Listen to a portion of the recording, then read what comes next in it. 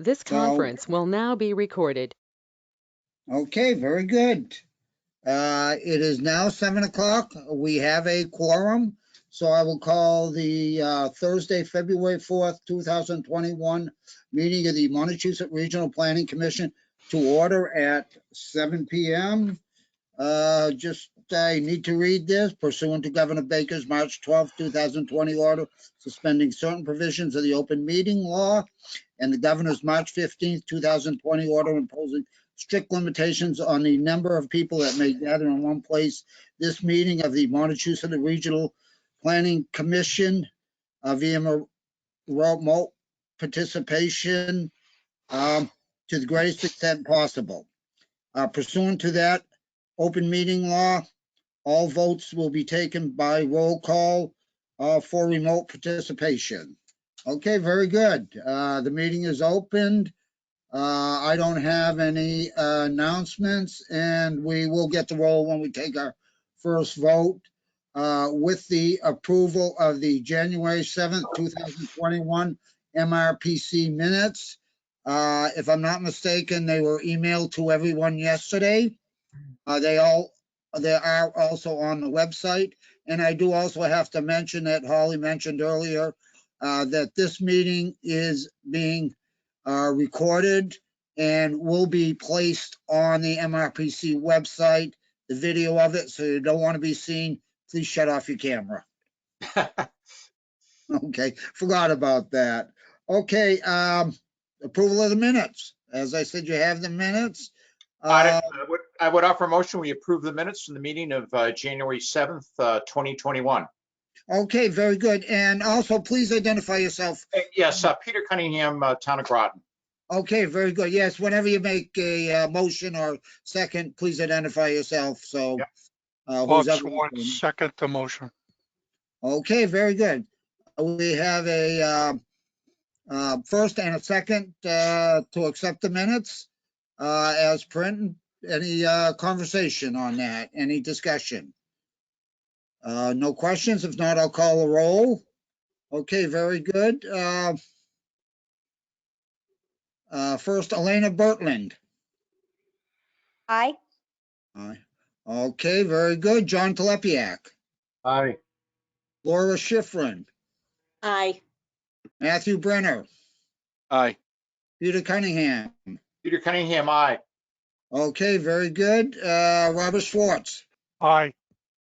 Sean Copeland. Abstaining. Stacy Donahue. Aye. Veronica Kell. Aye. And the chair, Guy Corbisiero, votes aye. Okay, very good. Those are accepted unanimously. We will move on to the cash schedule. Are you prepared to speak to this, Laura? I am, Mr. Chair. Okay, very Thank good. It's all yours. We have in front of us the cash flow schedule from January 1st to January 31st. Beginning balance of $138,989.89. You see the outstanding checks are there, and the debit card account and the money that's in there. Not sure what MMDT stands for, but $98,000 there. And the EPA program income account at Enterprise at $179,639.55. Total opening balance $398,449.91. The cash receipts are enumerated to a total of $146,864.02. So total cash before this warrant tonight is $545,313.93. What we don't have in any of the reports is like what the, well, we have two figures anyway, that the 155,000 is our cash disbursements for 77,000 plus and payroll at 77,000 plus. So balance after the warrant is $1,968.22. And you see where that, the accounts that figure is in. Are there any questions? If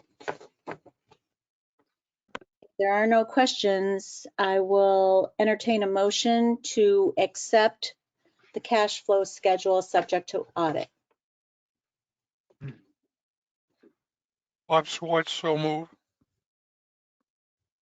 Cunningham, second. Okay, very good. We have a motion and a second.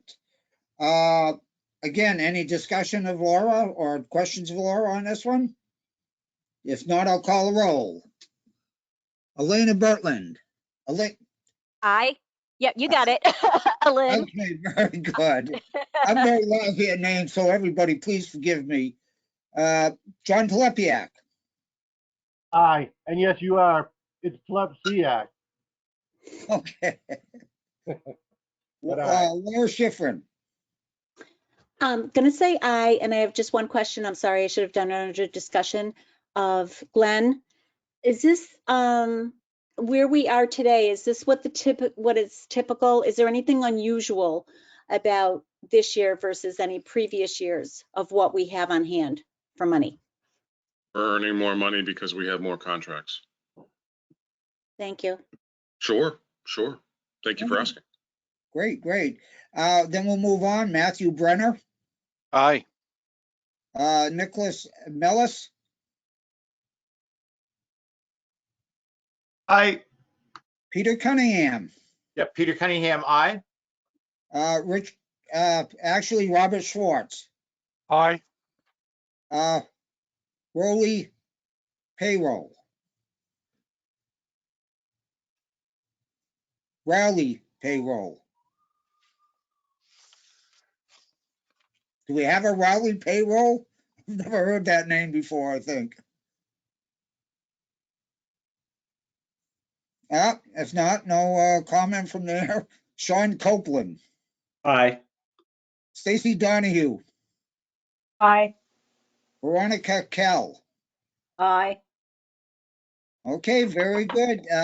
The cash schedule is accepted, subject to audit, and that's unanimously. So then we'll move on to the next item on the agenda, which is administrative matters. And Glenn Eaton will make presentation to the following topics. You have them on your screen if you can read them.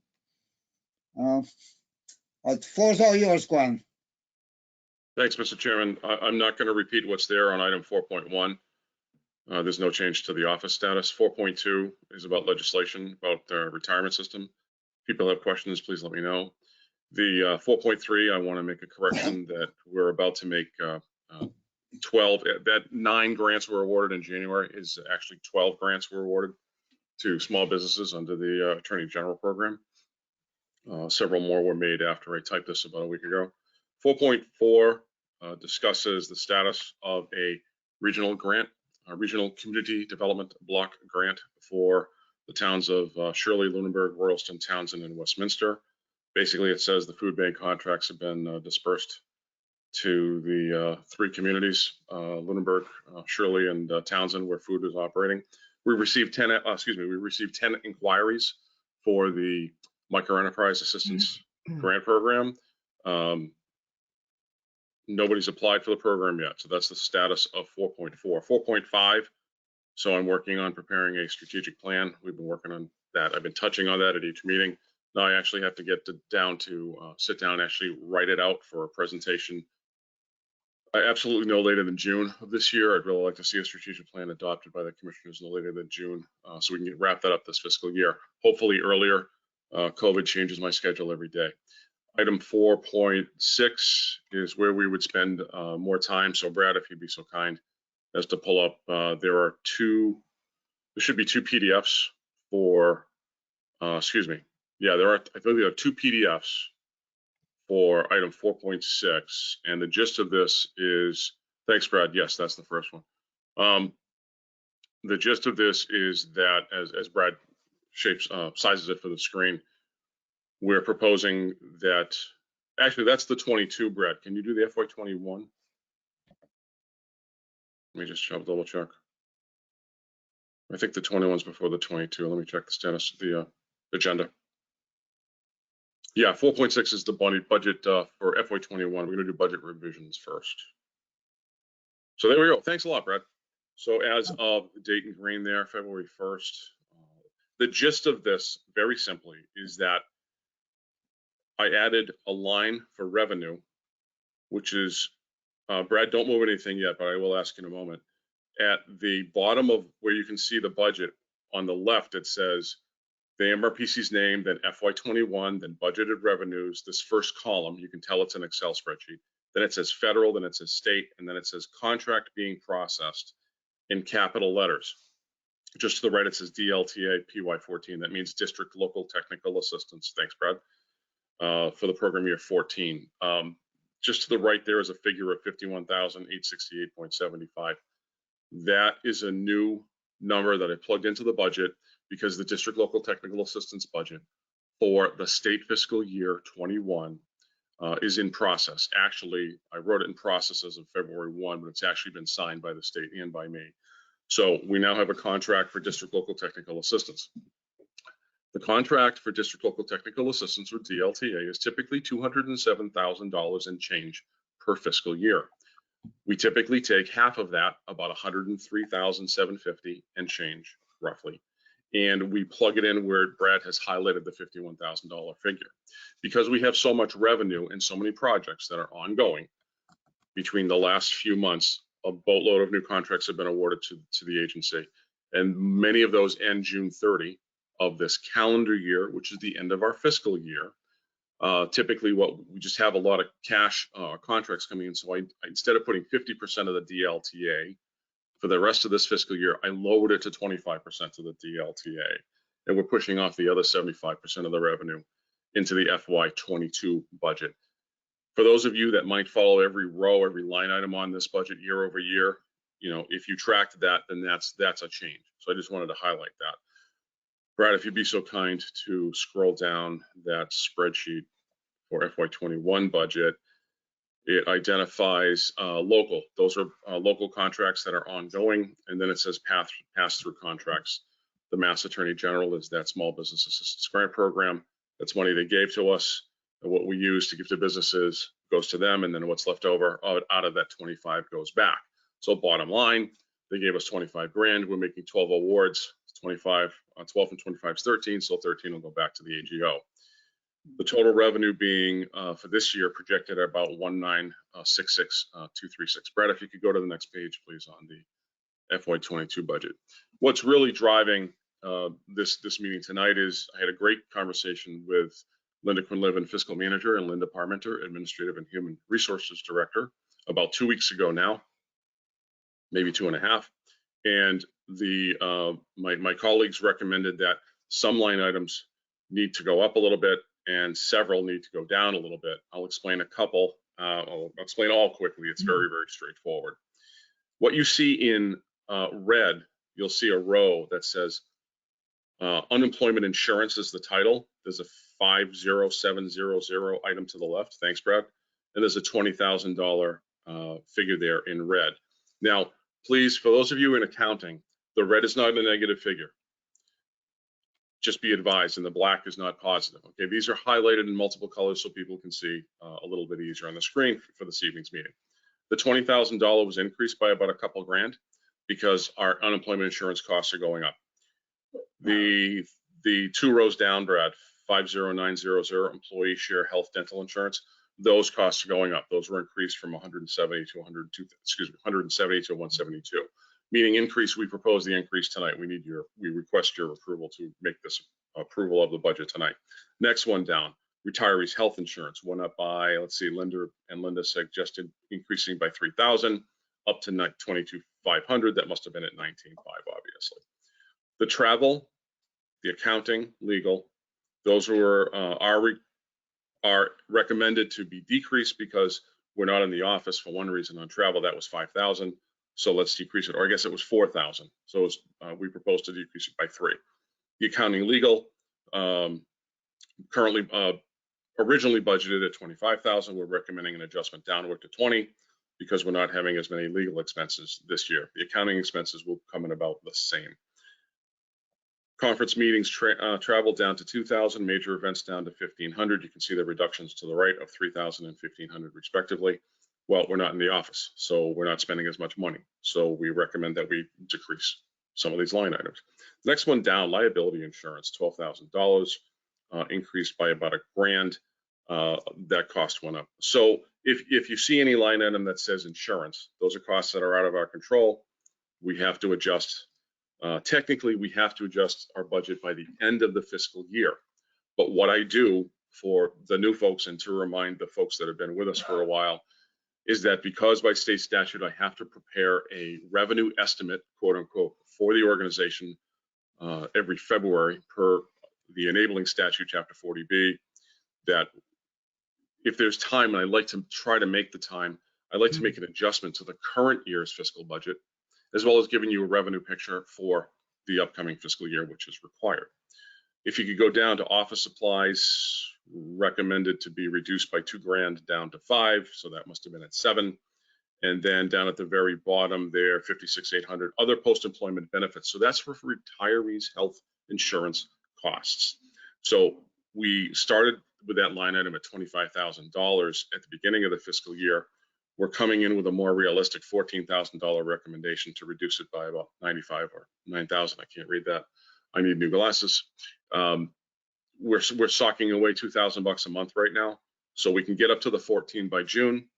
And for those of you who are aware of that issue, that basically means we're going to set up a trust fund for the first time to have funding set aside in a trust fund to pay for future costs for the retirees' health insurance. This has been a goal of mine for at least 5 years, since OPEB, for many of those who know of that acronym, which is other post-employment benefits. So we will set up that trust fund, and we should sock away the 14,000. If you go down a little bit, Brad, if you do me a favor, we'll go down total direct costs. So these are just math. The stuff in green are basically formulas, and they auto calculate based upon the adjustments above. So basically, the resolution would state something to the effect that approve of the budget adjustments as presented at this evening's meeting. I'll stop there, and if there are any questions, I would say that I threw this in about 10 years ago. At the very bottom, it says indirect rate, indirect cost rate, or indirect overhead rate. It's at 120.69. It's that very last figure in the percentage down the bottom. I think that was calculated to be about 123 or 125% a month ago, and if we can make some cuts, we can reduce the overhead a little bit, which is a good thing. We always want to be trying to reduce our overhead if we can. That concludes the presentation. Mr. Chairman, I'm happy to take questions. Thank you, sir. Any questions of Glenn on any of this that he put forward? Yeah, question, please. Who's speaking? Yeah, that's it's Peter Cunningham from Groton. And Glenn, thank you for the presentation, and also thanks to Linda Parmenter for getting these financial statements and documents out ahead of time to sort of look at. I just had one question: the employee health insurance. How does the commission go about funding the employee health insurance? Or I suppose where do they get the insurance? Is there a consortium that they're part of? Are they part of the group insurance commission? Where are they getting, I guess, the health insurance? So we are part of the state's group insurance commission, or GIC. Okay. We were included in GIC, I'm going to say under, Brad, you may remember better than me, sir, but maybe under the Lila Michaud administration.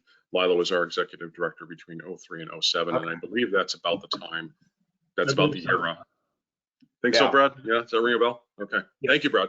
Yeah, thank you. Yeah. So we're GIC. Yeah, well, one follow-up question. The agenda number 4.3 was number 4.2, the House Bill 48. What exactly is that regarding, I guess, regional planning agencies? Is that to make them part of the state employee retirement system or not? What exactly is that? So we are a part of the state retirement system. There's about $1 billion in the state line item for state retirees every year. Yep. We are in the state retirement system. However, about roughly 6 years ago, the MBR, or Massachusetts Board of Retirement, underwent its audit. I'm assuming it was an annual audit. I do not know. During that audit, the auditor found that going back to the 1950s or the 1960s, there was a state statute passed, and it basically said that a certain certain types of organizations had to pay into the state retirement system. Well, regional planning agencies, I guess, were named in that original statute. The Mass Board of Retirement never billed, never invoiced the regional planning commissions, which were starting to be created in the 50s and 60s in the Commonwealth of Massachusetts. So about 6 years ago, they got audited and they sent us a bill. And they sent us a bill for $150,000, give or take. Well, there are about 10 regional planning agencies that are now caught up in this 5 or 6 year matter where they've sent us a current bill. So everybody's bill now is up well over $1 million. H48 is legislation that was filed by the Mass Board of Retirement about 18 to 24 months ago to force the regional planning agencies to pay these invoices. Our invoice is like $1.4 million, $1.5 million. And if we can't afford to write the check, and if we tried to write the check, we'd go out of business tomorrow. So basically, we're pushing back. 4.3, I think that's the number, talks about the fact that the Massachusetts Association of Regional Planning Agencies, which has been around for decades, we've gotten together and we said, well, 10 out of 13 of us, we go out of business. And there is no state planning office in the Commonwealth of Massachusetts. The only thing you have like that in Massachusetts are these regional planning agencies and councils of government. So we're basically pushing back. A piece of legislation will be filed this legislative session. If it hasn't been filed already in January, it'll be filed this month or next month to basically exempt the 10 RPAs from paying the bill that's already paid by the Commonwealth of Massachusetts in a $1 billion line item. We are already included. We haven't included for more than 50 or 60 years. So our legislation will basically say, please keep it where it is. And if you make us pay, then you won't have RPAs in Massachusetts anymore. So that's the background, Peter, on that. Okay, good. Yeah, thank you very much for that, Bill. And I didn't, Glenn, I'm sorry, I didn't mean to, drag you off into the weeds on that, but it was just something I saw and I was, interested in exactly what that was. I think for everyone's edification, and this goes before, I think anybody was on the commission who's on the commission now. Brad and George Kahali and I will, and John Hume and I will remember the days that staff would have to get up at the meeting and read word for word everything that's written here. Over the years, we've gone to the system of the chairperson highlights a number and then a staff person can say something or not, but it's written. And if you have questions, we answer thoroughly. So that's the system, and we want your questions because the meetings used to be 2 to, I heard meetings used to go to 12:30 in the morning. So what we do now is we try to expedite. But Peter, if you have a question or any other commissioner ever has a question or staff person has a question, this is the time to do it. So some of these online meetings take 35 to 45 minutes, but can you imagine going around for 5 hours or 6 hours in the old days? So please ask the questions, Peter. I'm happy to do it. Thank you, sir. Thank you. I do have a question. John Telipsiak. Okay, John. You mentioned that you're trying to sock away $2,000 a month. That's not for the OPEB though, right? So the $2,000 a month, John, is for OPEB, the other post-employment benefits. Translation, that's retiree health benefits payments that we have to make for our retirees that we have. The H48 issue under 4.3 is a separate, that's the state retirement paycheck that a state retiree would get, or a retiree from MRPC. So I wanted to distinguish the two issues. But the OPEB, I mean, I'd like to save 25 or 30 a year. We're down to 14, but this is really the first year we're going to write a check to do this, and then we'll keep building up for it. Okay, thanks. It's about pension liability, folks. I'm sure you've seen it all in the media. Yeah, I just wondered if the two were the same or separate, or we were addressing it differently. That's all. No, it's just they're related because we're talking about our retirees. But OPEB is about paying the retirees' health insurance, and the H48 4.3 item on the agenda is about the issue of the state retirement paycheck for MRPC retirees. Okay. Thank you. Very good. Any more questions of Glenn? If not, we'll get to the resolution. As Glenn described, we're switching money around, taking from some accounts, putting it in the other. And Glenn, that all evens out what we're talking about. taking the same amount of money out that's going into other accounts, correct? Basically, I don't know what the math is on what we're putting in and what we're taking out. I never thought to really do that because there's so much is going on. But we're not transferring. I want to make it clear, we're not transferring any money between accounts. We're just recommending that we make certain cuts in certain line items and we make certain increases in other. Basically, some insurance line items are going up and some travel and other stuff because we're not using it because we're not in the office is going down. I don't know what the math is. I bet somebody with a calculator is probably looking at their PDF right now, trying to do the math to see what the over under is. But generally speaking, there's plenty of cash to make the increases, and we're getting a little cash back because of the cuts. And I put in the budget about $50,000 for DLTA, about 25% of the DLTA, which certainly is more than enough money to help offset the increases in those insurance line items, Mr. Chairman. Okay, very good. Thank you. If there's no other questions, I'll read the resolution, and then if somebody wants to move it, be it resolved that the Montechusett Regional Planning Commission approves of the increases and costs as presented by the administrative and financial staff, which means Glenn Eaton, I imagine. It's a team effort. Yeah, I was glad it was more than him. Yeah, it really means Linda Quinlivan, Linda Parmenter, and myself. That's Right, but I, John Tlepsiak, would move that. Okay, very good. Do I have a second? Bob Schwartz, second. Okay, very good. Any other questions? If not, I'll call a roll. Lynn Bertland. Aye. Yes. Franny Osmond.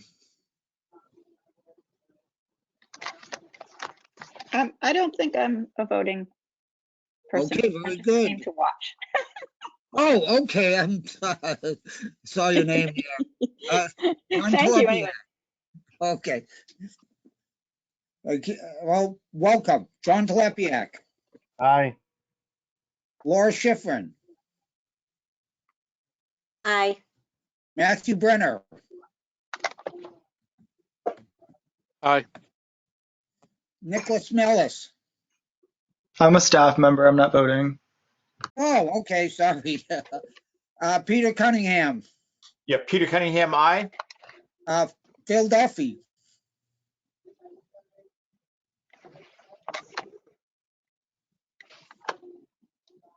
Phil? Mr. Chairman, he said aye. There you go. I'm aye, Very yes. good. We got you, Phil. Thank you. Robert Schwartz. Aye. Roger Hoyt. Aye. Sean Copeland. Aye. Stacy Donahue. Aye. Veronica Kell. Aye.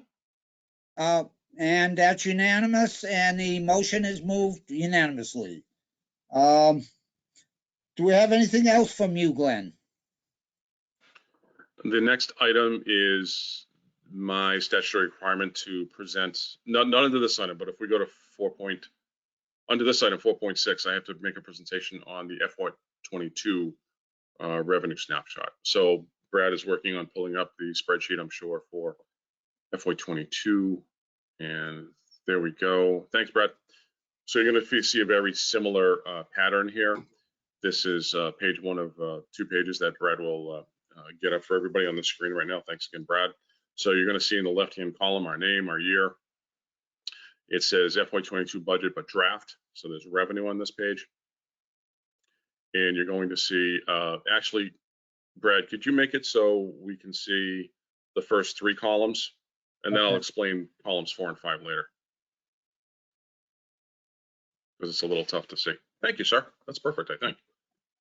It's perfect for Glenn. If it's not perfect for other people, then please chime in. Please chime in. So you can see in the first column under there, federal revenue, state revenue, local revenue, and they're basically just categorized that way. When we get audited, the auditor will come up with these categories. We just try to make them make it a little easier for him. I do want to highlight the first area under federal. You'll see in the first column, those are contract numbers. That's an internal contract number that has to be assigned to the financial and accounting system, and we charge our timesheets to contracts. The second column is the name or the acronym mostly, because we can't fit some of these names, or most of them, quite frankly, it would take up the whole row, the whole page. You wouldn't see anything else. But that's Massachusetts Department of Transportation. Transportation planning contract is MassDOT-PL 3 months. So in that second column, you go down. Those are all federal contracts. So there's 1, 2, 3, 4, about 7 of them, I believe. They all have numbers in them. So those are all basically ongoing contracts that will continue to carry into the into fiscal 22. In other words, beyond July 1st. If you go down to state, Brad, we have there's a little different picture here. So you have about I'm not going to count them. I can't. There might be 10 or 12 of them here. You'll see the first one. It says code number 303820. It says DOER REPA. It's Department of Energy Resources. I forgot what REPA means. 0. So that contract runs out June 30 of this year. It's a placeholder in case we apply for more funds. And but right now we haven't applied and we haven't received a contract. So I'm not going to put a number in there because we don't know if we'll apply, A, B, get the award, and see what the dollar figure would be.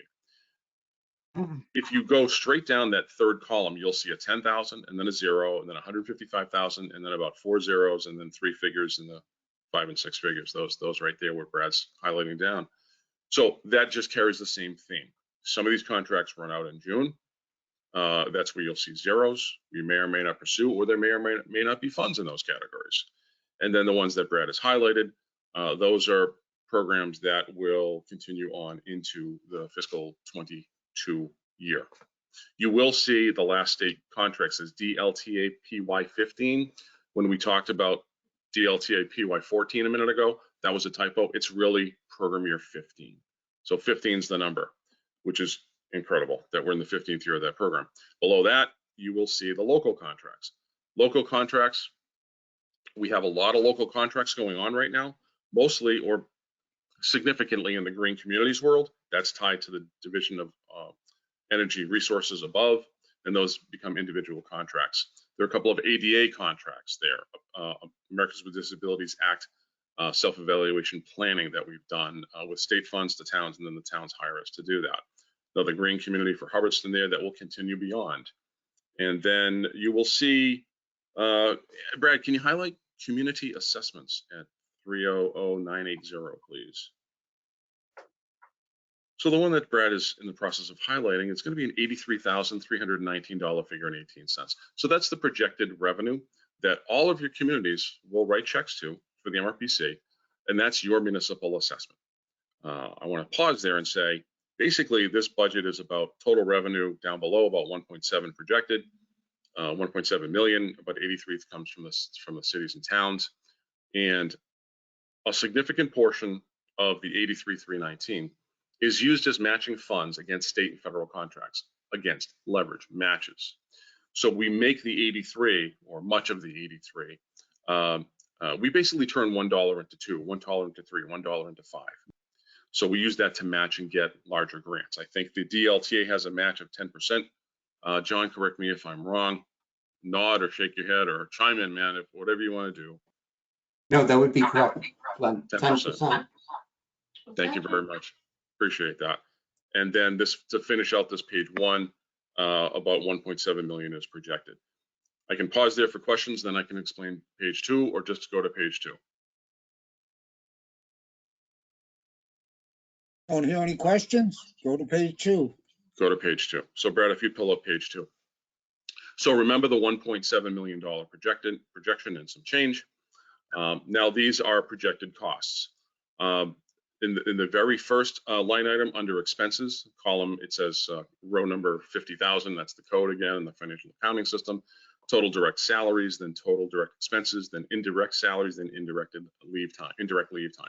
In total direct salaries and indirect salaries, those two would be the sum of what everybody gets paid. Okay. Right now we have about 21. I think it's 21 employees we have, or 22 right now. I think it's 22. I don't believe we'll have 22 employees on the payroll, because those funds that ran out and those zeros on the page 1, if those aren't filled, and I don't foresee them all being filled, but I don't know what's going to happen, because CARES Act 1 happened, CARES Act 2 is being dispersed, and they're talking about another third package legislatively, federal legislation. So I can't predict the future, but I can plan for it. The staff, I recommended that no raises be awarded at the beginning of this fiscal year, fiscal 21. I am recommending that everybody gets a step raise for the beginning of FY 22, which starts this July 1st. That's in this plan. That's baked in right now.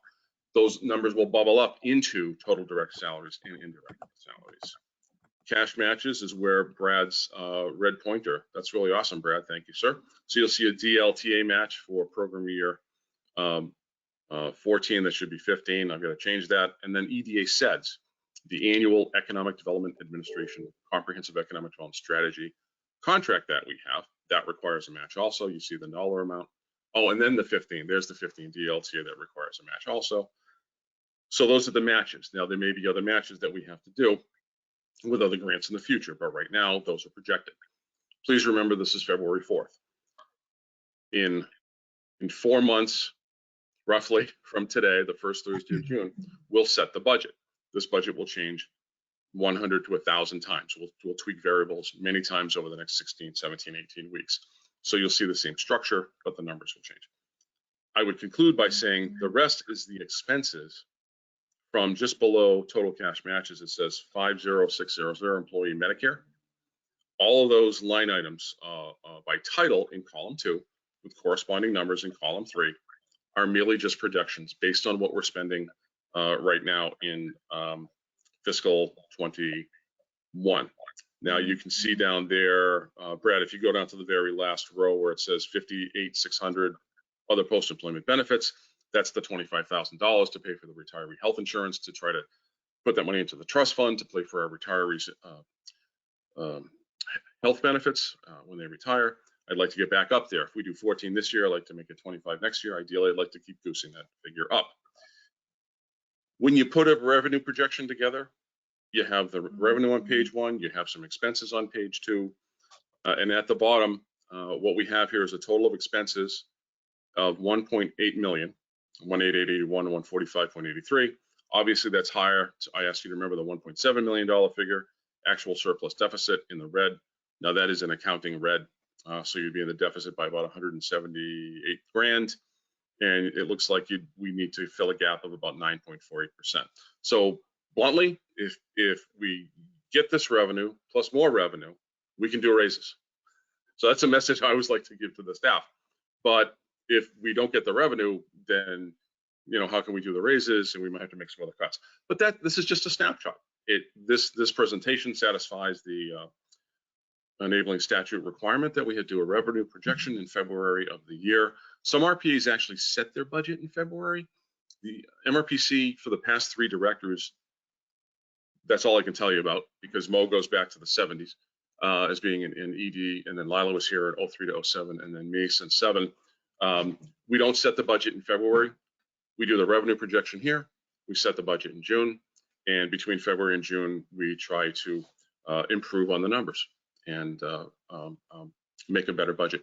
I promised to explain, and I'll close by saying the columns 4 and 5.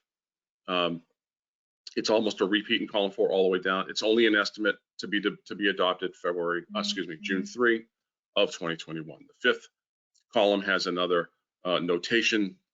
Some are similar for each, some are not. If you look at the expenses, there's a gap in the white in the middle of the page, and it says copier, GMS software, telephone, website. GMS software is the financial accounting software. So I've tried to just explain the budget a little bit more. We've been trying to do this every year, so people ask, well, what goes into office supplies or something like that. Mr. Chairman, that concludes the revenue presentation, and I can field questions, or we can move on, sir, whatever the pleasure of the commissioners is. Any questions of Glenn?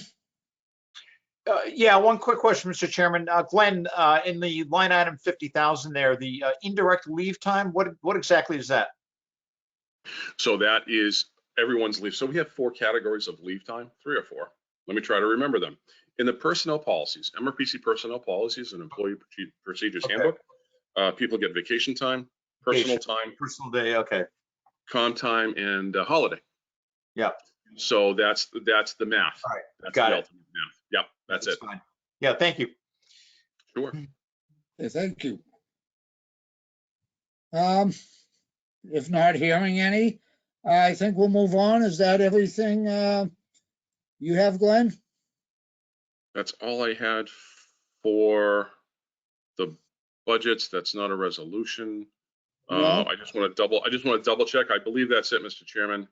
The last item, actually, Mr. Chairman, is 4.7 that I just have to make a commercial announcement. And that would be, I'll let Brad get down to the agenda for 4.7. If you could just pull that up, Brad, on the left. Thank you, sir. So it says discussion of the FY20 audit. You can discuss as much as you want. The audit is going on right now. The audit is typically done by February or March of every year. The auditor is working remotely on our audit. And what's happening is he said in an email 2 or 4 weeks ago that he wouldn't be able to be done until earlier mid-March. We meet on the first Thursday of March. The other bullet is that we have to submit our audit to MassDOT, our cognizance agency, no later than March 31st of every year. So this has happened to us in the past where if he doesn't get us the booklet, the audit by till March 15th, then we have to have a special meeting of the commissioners. So when I've got some advance notice, like now I'm trying to give you all some advance notice that you can stick with your March meeting, which I think is going to be on the 4th. You can have that March meeting and then have a special commission meeting just to hear and receive the audit presentation by Roland Lambalot, CPA, our auditor. So you can have 2 meetings, or you can defer the March meeting to the end of the March and we can do everything at once. Audit presentation is 30, 45 minutes, generally on average over the past, I would say, decade. So it's the pleasure of the commissioners what you want to do. You will see a poll, a doodle poll that'll go out to ask commissioners if you're available to meet on the 4th Thursday or the last Thursday of the month, whatever that is, but certainly before the 31st and the 3rd Thursday, generally speaking. So we'll come up with a couple of dates and we'll just try to get an idea if people are available to meet later in the month. So the bottom line is we need a late March month meeting to hear the audit presentation, to accept it, and then staff next day can put stuff in an envelope and send it to MassDOT. So if you want to talk tonight or you just want to think about it and get back to us, those are going to be your options. So again, it's a public service announcement for the commissioners. And that, Mr. Chairman, that concludes my report on all the items for point X. Okay, great. That meeting would be on the 25th. So we would need to decide that within the next couple of weeks, whether to push it. Does anybody have any problem with the 25th at the moment? But if not, go think about it. And we might 86 a meeting on the 4th and move it to the 25th. Unless there's something important that the MRPC needs to get done. But there's nothing in the pipeline. Is there, Glenn?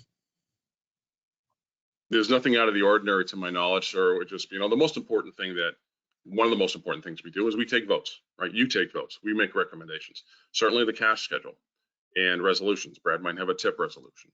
I had a budget adjustment this evening. So I really don't know what else. And Brad's in the room. Brad, do you have any stuff for MPO for TIP, sir? I know John has a resolution tonight. I don't know if John will have anything for March. As of right now, I don't see any TIP amendments coming through at this. If they do, they probably won't be given to us until the March meeting.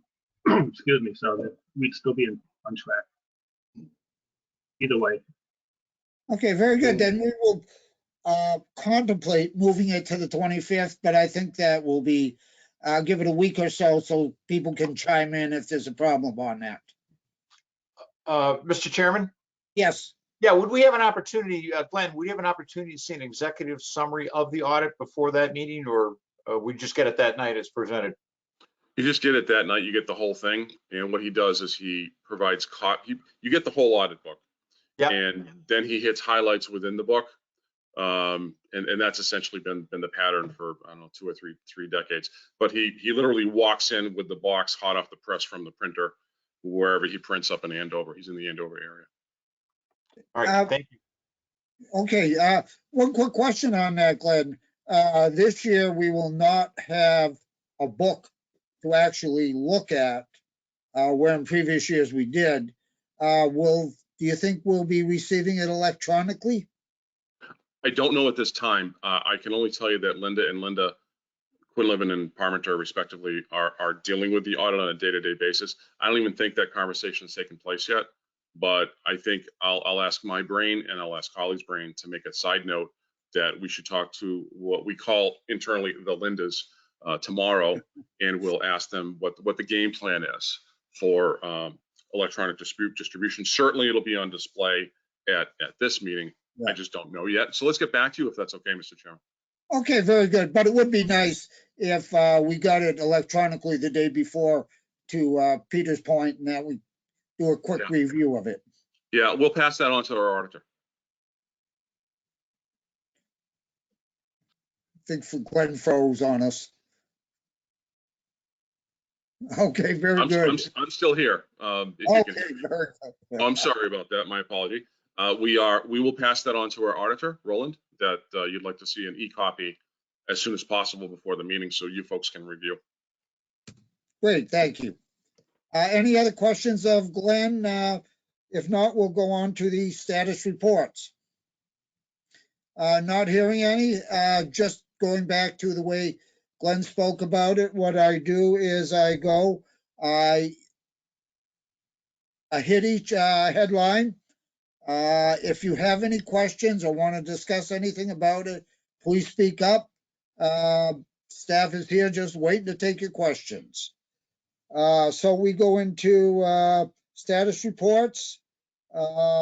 This is section 5. 5.1, graphic information systems. Mr. Mapper and mobile apps. Data and application. Within GIS, community related, Westminster Crocker Pond Recreation Aerial Trail Mapping, Lunenburg Conservation Land Mapping, number 3, Templeton Cemetery. Number 4, Winchendon zoning map updates. I know Jason's not here, but if you could mention to him, this has been resolved. So he needs to delete it from the status report. Number 5, Westminster parcel updates. Nothing there. We go into comprehensive planning related. Number 1, ADA compliance checklist survey creation. Number 2, Athol Exchange Street abutters mapping. Number 3, Harvard build-out analysis. If nothing in that section, then we go to transportation related. Number 1, data collection and analysis program. 2, walkability studies. Number 3, regional pedestrian plan. Number 4, ADA PROW database.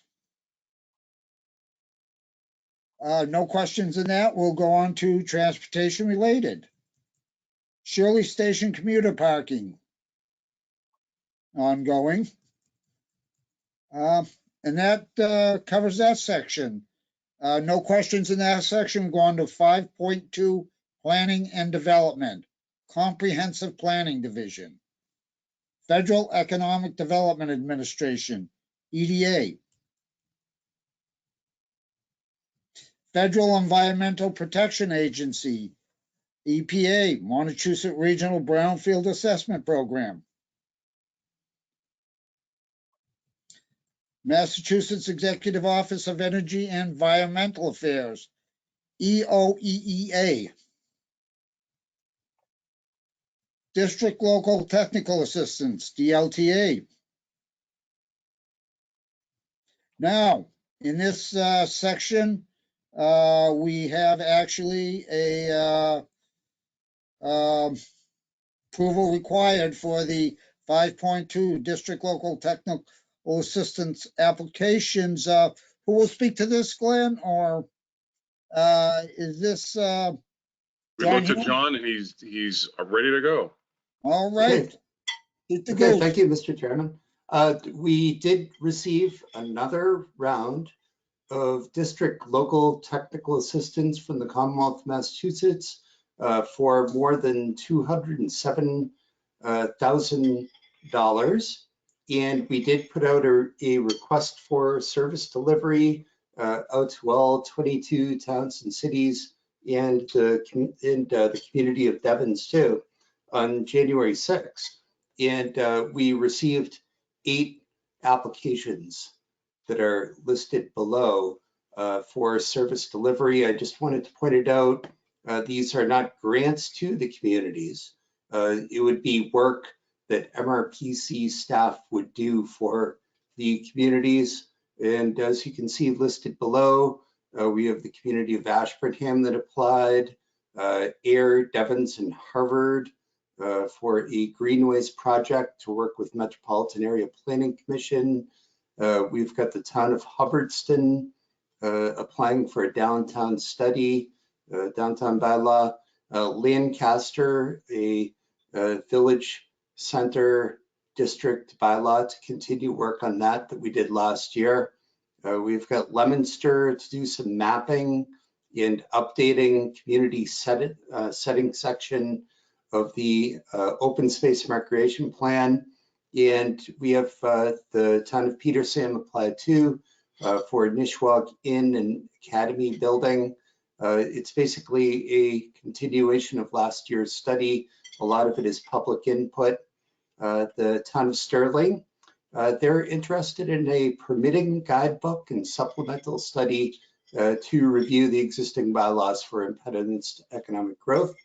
And Townsend would like some help with their master plan that's been going on for a couple of years. They'd like some maps to be drafted and some technical assistance from MRPC staff about the various chapters that are contained within a master plan. So in a nutshell, those are the 8 applications that we have. There is another DLTA application deadline because when me and Glenn went through our budget, we still have plenty of funds for another round. The deadline is March 2nd. So here we have our resolution to accept the following 8 projects. Okay, any questions of John on these? Yes, this is John Slupsiak. Earlier, John, you said these are not grants. So who pays MRPC to do these services? That would be the Commonwealth of Massachusetts. So at no cost to the community. Okay, so some of them would be more than others as far as cost. It's just that the project's approved, then it's taken care of. That would be correct, John. What we do, we meet the community, for example, Hubbardston, and we work through a scope of work with the local officials, and then we determine a price tag on the cost of the project. Right now, we don't have enough information to put a price tag on the applications. We have a general idea, and we know that we haven't used up all our DLTA funds, probably about half of them. But that's the process that we've been going through over the last 15 years. Yeah. Sure. Thank you. I just, in case anybody didn't understand that, to hear it, it's good. So thank you. Okay, very good. Any other questions for John? This is Veronica Kellen Townsend. Okay. Can I go ahead? Go ahead. I'm sorry. John, for the second round, is it necessary to meet with you prior to putting in a request for a second round project? Well, Veronica, it might be a good idea to run it by me, but it's not required. You can put together an application and submit it to MRPC, but a lot of communities will call me and Glenn and say, do you think this project is eligible? What do you think about our proposed scope of work? Okay, thank you very much. Okay, if I don't hear any other questions for John, this one comes with a resolution. I will read the resolution, and then if somebody wants to move it, be it resolved that the Montechusett Regional Planning Commission recommends that number 1 through 8 of the above named project requests for the district local technical assistance, if eligible, be conditionally awarded based upon further communications, clarification, negotiation with the applying communities, and approval from the Massachusetts Department of Housing and Community Development. Moreover, all activities in some applications may not be awarded under the DLTA program. MRPC staff reserves the right to negotiate and award detailed scope of services. So that is the resolution. And if somebody wants to move it, Yep, so moved. John Copeland and Peter, do you want a second? I'll second, sure, that's fine. Okay, very good. I saw the names come up, but I wasn't sure. Any other questions on Pretty it? quick there, yeah. Okay, very good. If no other questions on this, I'll call roll. Lynn Butland, Aye. John Telepiak, Aye. Laura Schifrin, Aye. Matthew Brenner, Aye. Peter Cunningham, Peter Cunningham, aye. Bill Duffy, Aye. Robert Schwartz, Aye. Roger Hoyt, Aye. and Sean Copeland, Aye. and Stacy Donahue, Aye. Veronica Kell. Aye. I know I have some staff here I didn't recognize, but is there anybody I missed? If not, the resolution passes unanimously. Thank you very much. Then we'll move on to the status report again. We move down to the Air ADA self-evaluation and transportation plan. Nothing there. Massachusetts Department of Energy Resources, DOER. All great explanations here of what's going on. Mass Department of Energy Resources, DOER, Affordable Access Regional Coordination, AARC.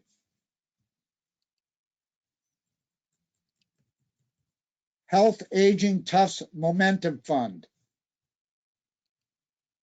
and Health Aging Tufts Fund. Now, I'm not sure, this is John's. John, I got actually, I got an email today asking about a survey. Is that anything to do with this or? Yes, actually, Mr. Chairman, it is.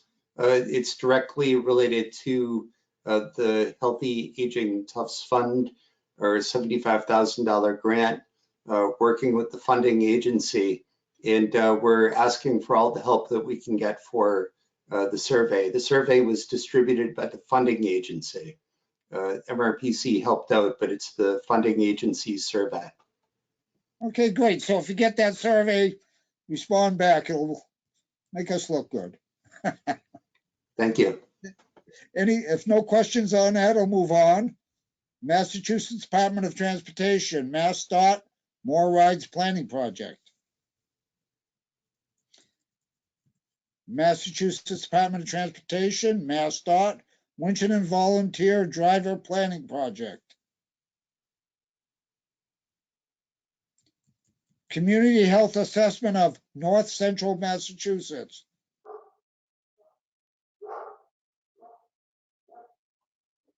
That is also another I think, survey that will be going out if you have not already received it. Sterling Complete Streets.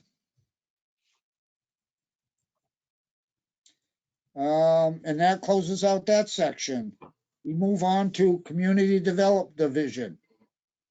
And as it says here, the Executive Director presented this information earlier in the meeting.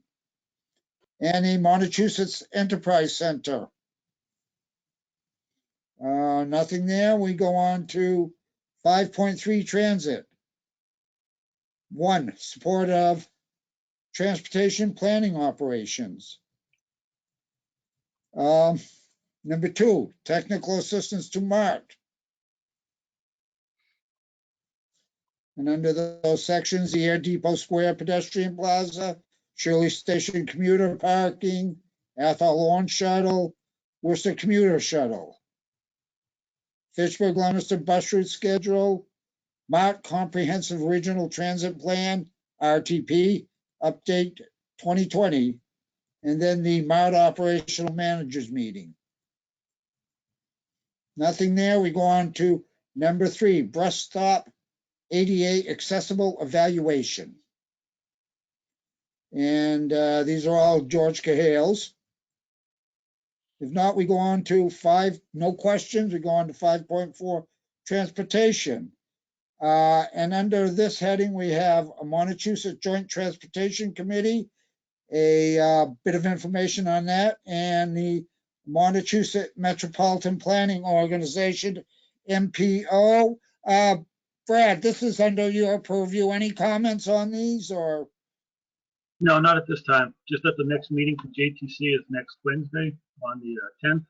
And then the following Wednesday will be the MPO meeting on February 17th. And then we're getting into the finals of the TIP, correct?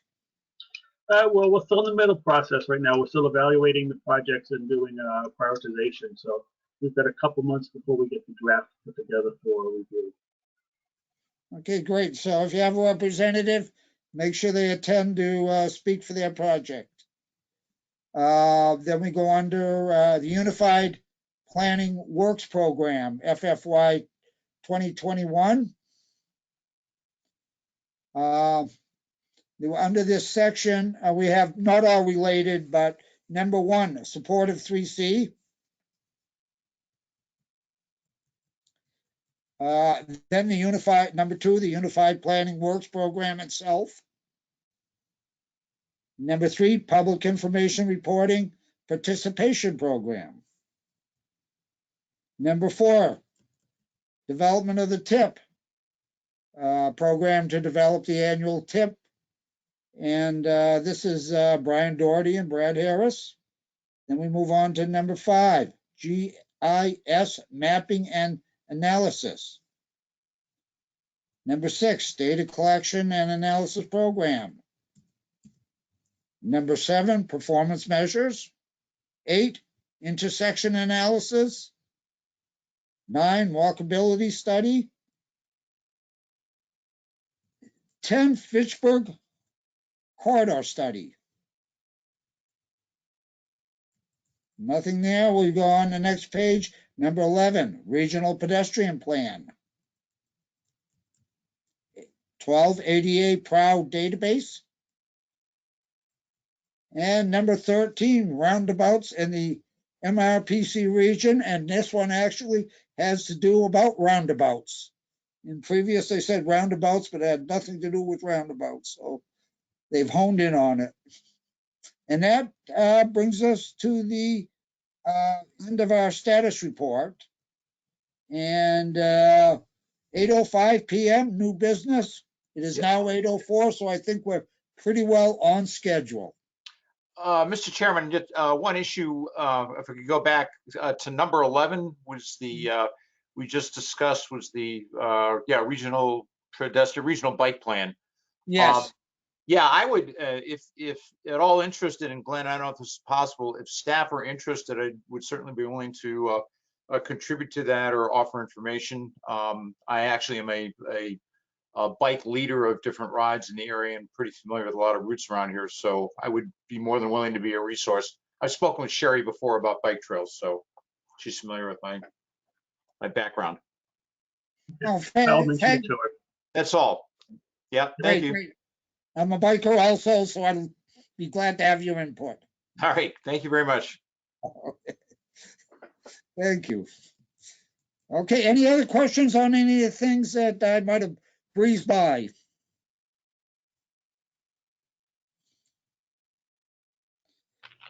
Well, if not, I guess no new business. It's time for adjournment. Under the small meeting rules, I call this meeting adjourned at 8:05. Thank you very much, everyone. Thank you. All right, thank you, Mr. Chairman. Yeah, thank you, Glenn and staff. And thank you, Linda, for getting those reports out too. That was helpful. Yeah, both Lindas. We'll pass it on. Thank you very much. Yeah, bye.